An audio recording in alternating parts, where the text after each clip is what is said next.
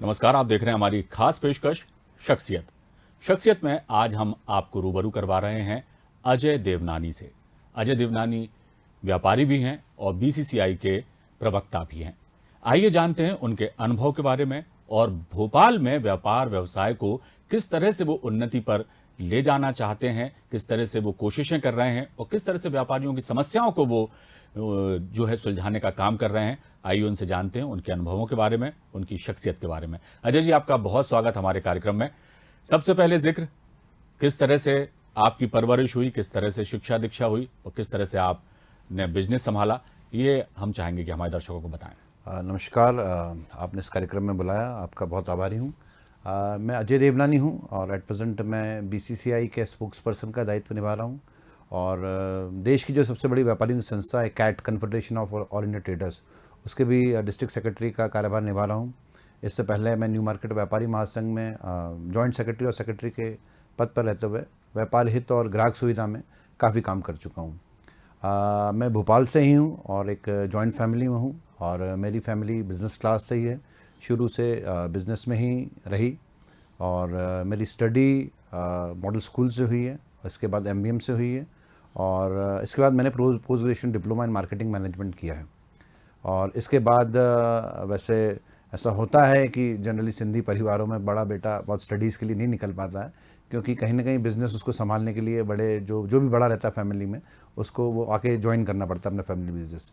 As usual मैंने अपने कामों के साथ फैमिली बिज़नेस ज्वाइन किया और अब मैं मैरिड हूँ और मेरे 2 बेटे हैं और पॉजिटिवली मेरी वाइफ भी जो है बिज़नेस पर्सन है, उनका भी एक बुटीक है और मेरा इलेक्ट्रिकल और गारमेंट्स का बिज़नेस है। और देखा मैंने बिज़नेस में आने के बाद कि कहीं ना कहीं व्यापारी ट्रेडर्स को बहुत अपडेट होने की ज़रूरत है और आज की तारीख में जितना उसको अपडेट होने की ज़रूरत है आज की तारीख में, उसको कहीं ना कहीं अपने संगठन के माध्यम से बहुत सारी चीज़ें ऐसी हैं जो व्यापारी को कहीं ना कहीं डिमांड एंड सप्लाई रेशो में आती थी।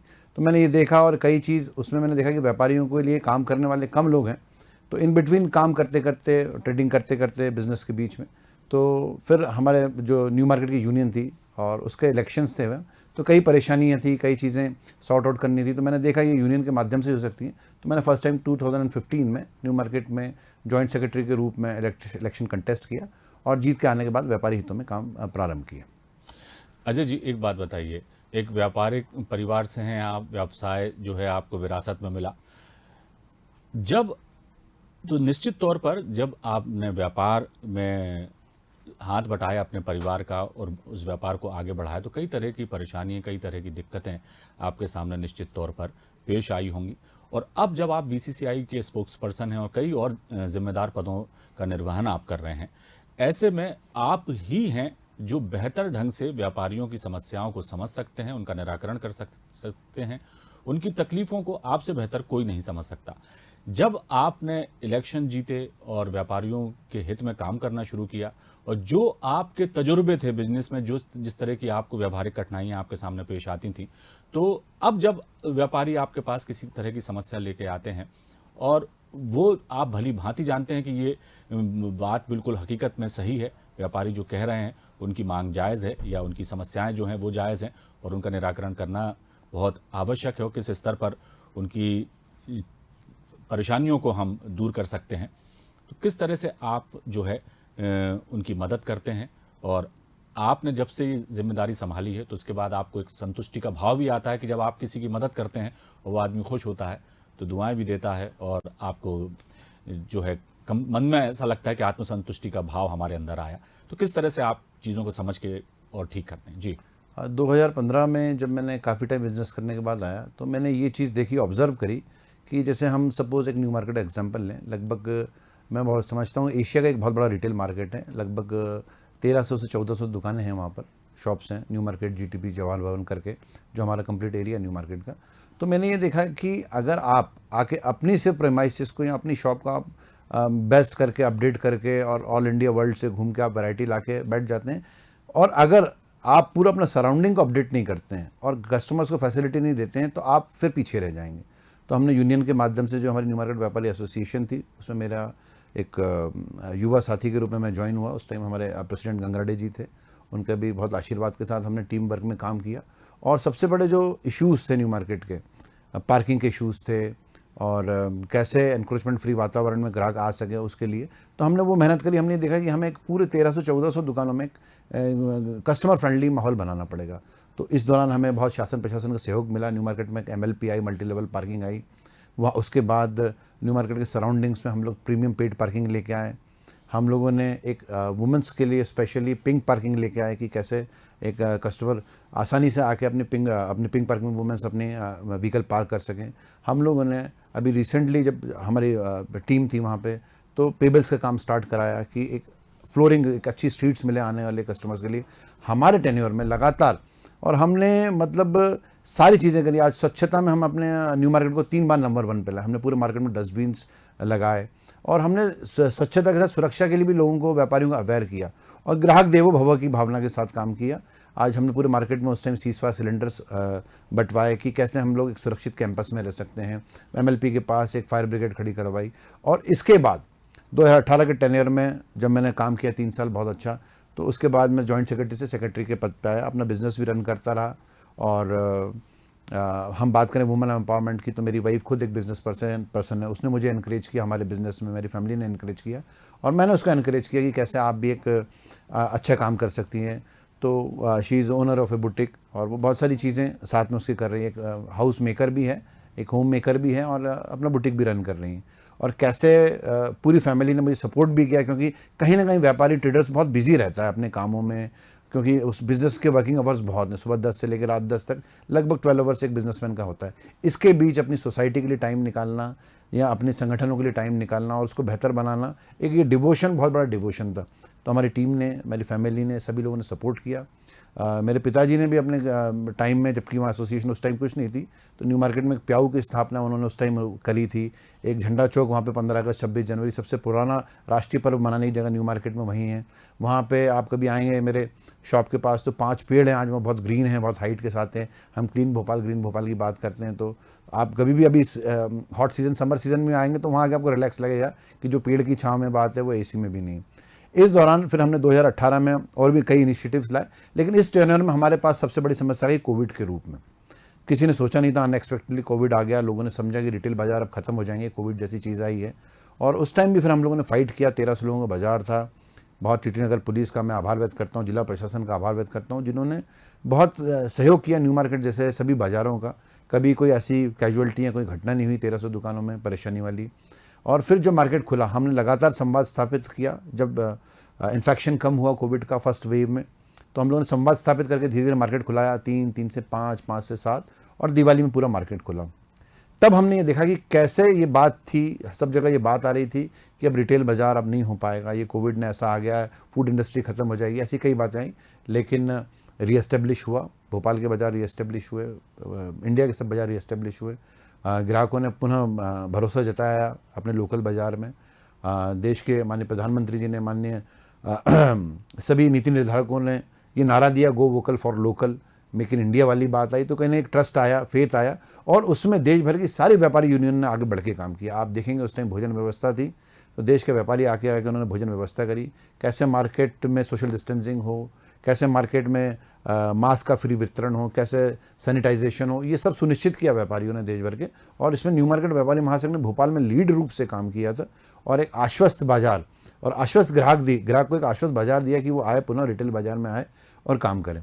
इसके बाद दिवाली में लगभग पूरा बाजार खुला। अनफॉर्चुनेटली फिर अप्रैल में सेकेंड वेव आ गई। मैं बता रहा हूँ अपने दोनों टेन्योर के 2 साल में बड़ा ये डिफ़िकल्ट था और उस टाइम वैक्सीनेशन ही एकमात्र मूल मंत्र था। तो हम न्यू मार्केट वालों ने लगभग हमारी एसोसिएशन में मेरे प्रेसिडेंट उस टाइम गंगराडे जी थे, उनका बड़ा सहयोग रहा। अभी मेरे BCCI में प्रेसिडेंट पाली साहब हैं। ये कहीं ना कहीं ये लीडर्स हैं, इन्होंने हम सबको मोटिवेट किया, जितने हम सब जूनियर्स थे व्यापारी, इन सब लीडर्स ने हमें मोटिवेट किया कि आप आइए आगे बढ़ के, क्योंकि अगर आप ये करते हैं तो व्यापारी कहीं ना कहीं, मतलब मैं कहूँगा फ्रंट लाइन वॉरियर के रूप में काम किया, एक सोशल वर्कर के रूप में काम किया और वैक्सीनेशन का एक बहुत बड़ा अभियान चालू किया हमने। और मतलब उस टाइम माननीय चिकित्सा मंत्री श्री विश्वास सारंग जी ने हमें बहुत मोटिवेट किया कि शटर उठाओ पहले और टीका लगाओ, शटर उठाओ और टीका लगाओ, टीका लगाओ और शटर उठाओ। तो वो एक हम बहुत मोटिवेट हुआ और हमने अपने स्टाफ का, फैमिली मेम्बर्स का लगातार कैंप्स लगा के न्यू मार्केट में और आसपास जितने एरियाज था उनके भी लोग हमारे पास आके वैक्सीनेटेड हुए और हमने एक सुरक्षित वातावरण दिया। मास्क का अभियान चलाया, जन जागरूकता, स्वच्छता का अभियान चलाया। इसके बाद लगातार बीएमसी के सहयोग से न्यू मार्केट को सैनिटाइज कराया और अंत्योदय अथवा वैक्सीनेशन के माध्यम से कराया, मार्केट को सुरक्षित कराया, भोपाल को सुरक्षित कराया और उसका जून से रेगुलर बाजार खुल गए। जी अजय जी, ये तो बात हो गई। एक कोविड था, एक फेज़ था, वो आया चला गया और उम्मीद करेंगे, ईश्वर से प्रार्थना करेंगे कि ये थोड़ा बहुत भी यदि वो रह भी गया तो वो भी चला जाए। और जिस तरह की हमारी सरकारों ने कोशिशें की, वैक्सीनेशन महाअभियान चलाए, हमारे मुख्यमंत्री शिवराज सिंह चौहान ने जिस तरह से मुस्तैदी दिखाई, वो पूरे सरकार और पूरा अमला जो इस तरह से लगा और आपके व्यापारियों ने भी जिस तरह से सहयोग दिया, तो आज हम जो है सुरक्षित हैं और हमारा प्रदेश सुरक्षित है। लेकिन ये तो एक फेज़ वाली बात हो गई, जो आया था चला गया और चला भी जाएगा यदि थोड़ा बहुत रह भी गया है। लेकिन बहुत सारी चीज़ें हैं जिन्होंने मार्केट को जो है बहुत प्रभावित किया, ख़ासतौर से मॉल कल्चर हो गया, दूसरा ऑनलाइन शॉपिंग हो गई।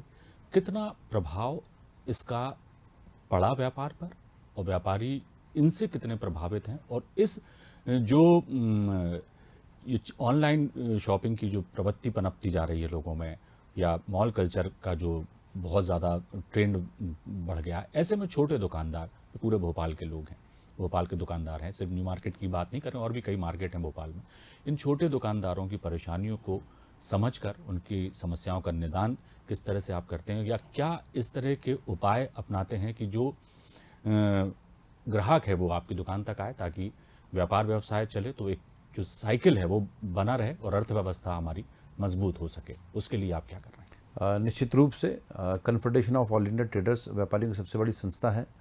उसके प्रतिनिधि के नाते, बीसीसीआई के प्रतिनिधि के नाते, अब हम लगभग संपूर्ण भोपाल के हर व्यापारिक क्षेत्र का व्यापार कैसे उन्नति करें, कैसे रिटेल, होलसेल सभी क्षेत्रों को, औद्योगिक क्षेत्रों को भी कैसे राहत मिले, इसका हम लोग पूर्ण अध्ययन करके और अपना जो भी हमारा मेमोरेंडम है, जो भी हमारा ज्ञापन है, निश्चित रूप से हम लगातार संवाद कर रहे हैं। तो कहीं ना कहीं हम लोग लगातार ये बात केंद्रीय मंत्रालय तक और स्टेट मंत्रालय तक पहुंचाते रहे कि अगर हमें देश के व्यापारियों को, देश के रिटेल व्यापार को बचाना है, तो कहीं ना कहीं बहुत सारी उनको राहतें प्रदान करनी पड़ेगी आज। और इसके लिए लगातार हमारी एसोसिएशन संवाद स्थापित कर रही है। आज मेक इन इंडिया वाली बात है, गो वोकल फॉर लोकल वाली बात है। तो एक पुनः कोविड के बाद लोगों ने आस्था व्यक्त करी है रिटेल बाजार में। अब रिटेल बाजार की जैसे जो प्रॉब्लम्स, हम लोग लगातार उसके लिए सतत संवाद कर रहे हैं। आज हम जैसे देखेंगे तो मल्टी लेवल पार्किंग की नीड्स है हर जगह। आज कोलार में आप जाएंगे तो एक भी मल्टी लेवल पार्किंग नहीं है। तो ये हमने शासन प्रशासन की बात रखी है कि भोपाल के जितने भी मार्केट्स हैं वहाँ पे मल्टी लेवल पार्किंग्स आनी चाहिए जहाँ भी जगह हो। इसके बाद महिलाओं के लिए 2 व्हीलर पिंक पार्किंग आनी चाहिए। महिलाओं के लिए स्पेशली 4 व्हील पिंक पार्किंग आनी चाहिए, जहाँ अपने पार्किंग स्पेस उनके लिए विशेष रूप से अलॉटेड रहे। शी लाउंज का प्रावधान होना चाहिए। सुलभ कॉम्प्लेक्स तो हैं, पर अब अगर हम स्वच्छता की बात करें तो शी लाउंज हर मार्केट में होना चाहिए। इसके बाद आज जैसे हर मार्केट में फ्लोरिंग अच्छी होनी चाहिए, ऐसे पेबल्स ब्लॉक फ्लोरिंग होनी चाहिए, इस पर हैवी व्हीकल भी चले जाएँ तो कोई दिक्कत नहीं हो। हर मार्केट में हैपनिंग प्लेस, जैसे आज हम बैठे थे तो एक न्यू मार्केट में एक बहुत फेमस प्लेस है टॉप एंड टाउन में, न्यू मार्केट का एग्जांपल देके बात कर रहा हूँ, तो वो एक happening place of the town है। ऐसे उससे कहीं ना कहीं मध्य प्रदेश का टूरिज्म भी इफेक्ट होता है। कुल जमा आप ये अजय जी ये कहना चाह रहे हैं कि जब तक बाजारों में सुविधाओं में इजाफा नहीं होगा, निश्चित तो तब तक उनका विकास संभव नहीं है। ग्राहक जो है वो स्वाभाविक तौर पर ऑनलाइन शॉपिंग की तरफ जाएगा या फिर मॉल जाएगा जहां उनको बेहतर सुविधा मिल सकती है। तो यानी कुल जमा ये है कि जितने भी बाजार हैं जो नए डेवलप भी हो रहे हैं, जो नई नई टाउनशिप्स बनती चली जा रही हैं बड़ी बड़ी भोपाल में, वहां पे जो बाजार डेवलप हो रहे हैं, तो वहां पर भी ये तमाम सुविधाओं का प्रावधान किया जाए और जहां सुविधाएं नहीं है वहां सुविधाओं में इजाफा किया जाए। ये मतलब कुल मिला के कहना है। यदि ये तमाम चीजें व्यापारी मिलकर, जन भागीदारी से, नगर निगम और प्रशासन मिलकर ये करता है, तो निश्चित तौर पर बाजार पर असर पड़ेगा। क्या कहेंगे? निश्चित तौर पर आज जैसे एक कल्चर आया था मॉल कल्चर, मॉल के बाद भी एक ग्राहक की आत्मीयता थी, एक कस्टमर की आत्मीयता थी, वो जुड़ा रहा भोपाल के रिटेल बाज़ारों से। तो अब कहीं ना कहीं ईज़ ऑफ डूइंग बिजनेस की बात करते हैं तो हम ये चाहेंगे कि हमारी परंपरा में सबसे पहले ग्राहक देवो भव की भावना के साथ काम होता है। अगर वो ईजी रूप से मार्केट में नहीं आ पा रहा, पार्किंग फैसिलिटीज़ नहीं मिल रही है, इसमें एलईडी लाइटिंग्स की भी बात है कि आए वो एलईडी लाइटिंग्स रहे मार्केट में। और इसके बाद जो है ई रिक्शा का प्रोविजन हो कि मल्टी लेवल पार्किंग से मार्केट में लोगों को दूर तक जाना पड़े तो एसोसिएशन या गवर्नमेंट की तरफ से ई रिक्शा हो, दिव्यांगों के लिए ई रिक्शा की सुविधा हो। ऐसे बहुत सारी योजनाएं, बहुत सारा हमने संवाद बीसीसीआई के माध्यम से स्थापित किया है अभी लगातार शासन प्रशासन से कि एनक्रोचमेंट फ्री जोन रहे, ऐसी कई सुविधाएं। तो कहीं ना कहीं ऑनलाइन आपसे आपको करने के लिए और ऑनलाइन के लिए रेगुलेटरी सिस्टम हो, ये कैट के माध्यम से हम अभी आपने देखा होगा कि एक निर्णय आया था जिसमें क्लॉथ्स और फुटवेयर पे जीएसटी की दरें बढ़ाई गई। तो ये पूरी तरीके से कैट के माध्यम से कैट ने ये सेंट्रल मिनिस्टर को बताया, फिनेंस मिनिस्टर को और एमएसएमई मिनिस्टर को, कि ये कहीं ना कहीं जीएसटी कपड़ों पे और फुटवेयर पे लगने से जो इंक्रीज़ हुआ है, जीएसटी लगता है कि जो रेशियो इंक्रीज़ हुआ है 5% से 12%, उसमें कहीं ना कहीं बहुत सारी चीज़ों के साथ एक्सपोर्ट इंपोर्ट पॉलिसी में भी दिक्कत होगा। फिलीपींस, चाइना, ऐसे कई और देश थे जिनका क्लॉथिंग, जिनके टेक्सटाइल हमसे सस्ता हो जाता। तो एक ये मेक इन इंडिया कंसेप्ट से के खिलाफ थी ये सब जो जीएसटी में। तो जीएसटी का जो ये फिर रोल बैक हुआ, तो कहीं ना कहीं व्यापारी संगठनों ने बात बताई कि इससे सीधे सीधे ये जो है रोटी कपड़ा मकान बेसिक ज़रूरत है, और अगर कपड़े पे कहीं ना जीएसटी बढ़ता है तो इसकी जो परेशानी होगी एक आम उपभोक्ता तक जाएगी, छोटे ग्राहक तक जाएगी, तो वो परेशान होगा। तो ये रोल बैक हुआ कहीं ना कहीं संगठन की बात रखने से। तो निश्चित रूप से मैं ये कहता हूँ कि जहाँ भी स्मार्ट सिटी डेवलपमेंट हो रहा है या जहाँ भी इस टाइप के मार्केट डेवलप हो रहे हैं, तो वहाँ के एसोसिएशंस को उनके एडवाइजरी कमेटी में होना चाहिए। जैसे हम न्यू मार्केट व्यापारी एसोसिएशन के स्मार्ट सिटी एडवाइजरी कमेटी में भी है। तो निश्चित रूप से वहाँ का डेवलपमेंट अगर वहाँ की रहवासी क्षेत्रों में के प्रतिनिधियों से व्यापारिक क्षेत्रों के प्रतिनिधियों के मुताबिक होता है, तो कहीं ना कहीं वो उसको उस हिसाब से वो संरक्षण होगा और उस हिसाब से ग्राहक सुविधा और व्यापारी सुविधा वहाँ से बढ़ेगी। अजय जी, एक बात मैं आपसे जानना चाहूँगा कि जो प्रतिस्पर्धा का दौर है, चारों तरफ से जो है कंपटीशन बहुत है कि आप एक सिरा पकड़ो तो दूसरा सिरा छूटता है। नए उद्यमियों को आगे आने के लिए कि लोग अपना खुद का रोजगार स्थापित करें, दूसरों को भी रोजगार दें, इसके लिए सरकार भी प्रयास कर रही है और मोटिवेट भी कर रही है, लोगों को ऋण भी उपलब्ध करा रही है नौजवानों को, ताकि वो अपना खुद का रोजगार स्थापित करें, क्योंकि सरकारी नौकरियां इतनी मात्रा में नहीं निकल सकती कि जो बेरोजगार हैं हमारे मध्य प्रदेश के युवा, वो उन सबको सरकारी नौकरियां दे सके। तो कोशिश यही है कि उद्योग धंधे आए ताकि रोजगार के अवसर बढ़ें, और सरकार का जो कहना चाहिए कि सबसे ज़्यादा फोकस इस बात पर है कि जो नौजवान हैं, जो पढ़े लिखे नौजवान हैं, वो अपना खुद का व्यवसाय शुरू कर सकें। लेकिन जो व्यवसाय शुरू करना चाहते हैं, रोजगार धंधा शुरू करना चाहते हैं, उनको कई तरह की दिक्कतें पेश आती हैं, फाइनेंशियल भी होती हैं, सपोर्ट भी नहीं मिलता, प्रतिस्पर्धा का दौर है, क्या करें क्या नहीं करें। आप जब इस जिम्मेदार पद पर हैं बीसीसीआई, क्या ऐसे नौजवानों को प्रमोट करने के लिए, उनका उत्साह बढ़ाने के लिए, उन्हें मार्केट में जगह देने के लिए या किसी तरह से भी उनकी मदद करने के लिए, ताकि वो भी अपना व्यापार व्यवसाय चला सकें और एक सफल व्यवसायी आप लोगों की तरह बन सकें, इसके लिए कोई मुहिम या कोई एक ऐसा प्लान आपका है ताकि आपसे जुड़कर जो हमारे नौजवान हैं वो प्रेरित हो सकें आपको देखकर, और वो भी अपना रोजगार धंधा शुरू करके खुद भी रोजगार प्राप्त करें और दूसरों को भी रोजगार दें? कोविड में ये बात बिल्कुल क्लियर हुई कि जो सबसे ज़्यादा प्रभावित क्षेत्र हुआ वो एमएसएमई हुआ जी। एमएसएमई क्षेत्र सबसे ज़्यादा प्रभावित हुआ, माइक्रो स्मॉल मीडियम एंटरप्राइजेस। तो इसके बाद हमारे सभी संगठनों, व्यापारिक संगठनों ने बहुत लगातार संवाद किया, और आज उस संवाद का ही परिणाम है कि बहुत सारी चीज़ें सरकार लेके आ रही है। अभी कुछ दिनों पहले मुख्यमंत्री उद्यमी योजना लॉन्च हुई, एमपी की बात कर रहा हूँ मैं, उसमें 50 लाख तक के ऋण की योजना है। आप उन चीज़ों को समझिए। और एमएसएमई मैं आपको बताना चाहता हूँ, जो आपने कहा कि इसमें बीसीसीआई क्या कर रही है, तो हम लोग लगातार ये कैंप ऑर्गेनाइज कर रहे हैं मार्केट्स में जाके। हमारा प्लान आगे जाके हर मार्केट्स में कैंप लगेगा कि एमएसएमई की जो भी योजनाएं हैं वो लोगों तक पहुंच पाएँ। कैसे आपको 10 लाख तक का मुद्रा लोन मिल सकता है। अब मुद्रा लोन की बात है तो मुद्रा लोन में अभी भी रेट ऑफ इंटरेस्ट ज़्यादा है, हम उसके लिए भी प्रयास करते हैं, लगातार लिखते हैं गवर्नमेंट को कि इसमें जो रेट ऑफ इंटरेस्ट है और कम किया जाए, इसको इंटरनेशनल मार्केट्स के लेवल तक लाया जाए, ताकि जो स्टार्टअप्स हैं या यंग एंटरप्रेन्योर्स हैं उनको रिलीफ मिले बिजनेस स्टार्ट करने में, ईज़ ऑफ डूइंग वाली बात हो।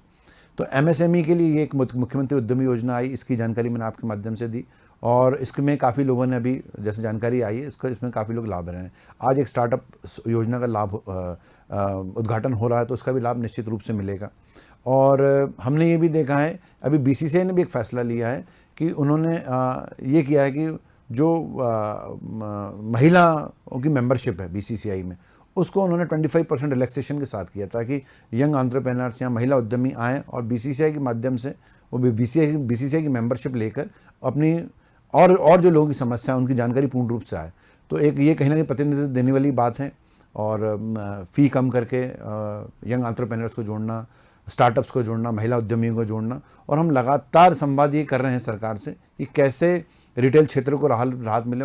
होलसेल क्षेत्र को राहत मिले और कहीं ना कहीं मैन्युफैक्चरर क्षेत्र को भी राहत मिले। निश्चित रूप से हम ये संवाद कर रहे हैं और आप देखेंगे इसका आने वाले समय में कि कहीं ना कहीं एक बहुत बड़ा एडवांटेज भोपाल के और मध्य प्रदेश के रिटेल बाजारों में और होलसेल बाजारों में आपको देखने को मिलेगा। अजय जी, बहुत ही सुंदर विचार हैं आपके और आपकी कोशिश है निश्चित तौर पर रंग लाएं। यही हमारी उम्मीद भी हो, यही शुभकामनाएं भी हैं कि निश्चित तौर पर आपने जो जिम्मेदारी आपने ली है उसका पूरी तरह से निर्वहन कर सकें और ख़ास तौर से जो नए उद्योग में आना चाहते हैं, व्यापार करके अपना रोज़गार स्थापित करना चाहते हैं, उनके लिए आप प्रगति का मार्ग प्रशस्त करेंगे आप लोग सब मिलकर। और निश्चित तौर पर जिस तरह से व्यापार व्यवसाय को आप बढ़ाना चाहते हैं, व्यापारियों को भी सुविधा देना चाहते हैं और जो ग्राहक हैं, जो अतिथि देवो भव वाली जो भावना है, उस भावना से जिस तरह से आप काम कर रहे हैं, उनको भी बेहतर सुविधाएं दिलाने के लिए जो प्रयत्न कर रहे हैं, वो सारे प्रयत्न जो हैं आपके सफल हों, यही हमारी शुभकामनाएं हैं। और आप हमारे इस कार्यक्रम में आए, आपका बहुत शुक्रिया। तो ये थे बीसीसीआई के प्रवक्ता अजय देवनानी, जिन्होंने बताया कि किस तरह से वो कोशिश कर रहे हैं कि व्यापार व्यवसाय जो है भोपाल का वो उन्नति करे और भोपाल के बाजार सर्व सुविधा युक्त हों और व्यापारी भी जो हैं वो भी एक बेहतर व्यापार करके अपना जीवन खुशहाल बना सकें। फिलहाल दीजिए इजाज़त, बने रहिए आप हमारे साथ। नमस्कार।